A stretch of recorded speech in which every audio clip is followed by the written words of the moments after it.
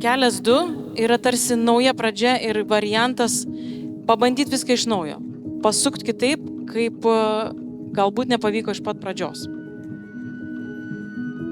Tai pradėjau nuo cigarečių, po to perėjau ant alkoholio, po alkoholio ant narkotikų. Ir irgi buvo trūkumas pinigų, tėvai neduodavo pinigų, tai eidavau, vogdavau, viską galvodavau, kad gauti pinigų, eidavau iš parduotuvų, vienu žodžiu. Ne tai, kad ką šiandien gražaus nuveiksiu, o pas mane būdavo taip, ką aš galiu šiandien pavogti, kad pavartočiau ir kad man būtų gerai. Iš tikrųjų nesustabdamas, jaučiausi nepagaunamas ir po tų 17 teistumų aš sakiau, kad manęs niekados gyvenime neuždarys, nes neįmanomas dalykas. Tai pasirodo įmanoma.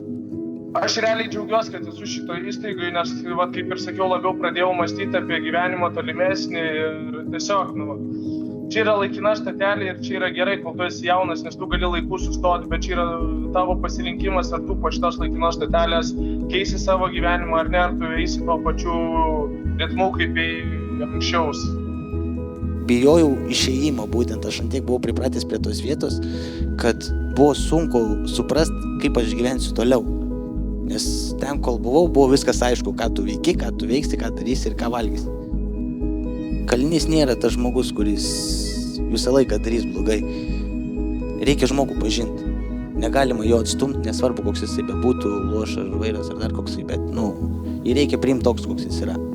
Galiu padėkoti už tai, kad rinko išklausyti mūsų, kad atėjo dauguma žmonių čia. Mes tikime, kad yra šansas susikurti naują gyvenimą. Mes tikime, kad jie gali.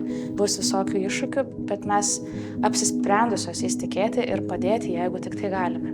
Neskubėk teisti, skubėk suprasti. Žiūriu iš tuos jaunuolių paveikslus, kad va ir Karolio, Lauryno jau kurie jau ir išėję, kurie dar išeis, jų laimingus veidus, jų akise matosi viltis ir duokime jiem antrą šansą.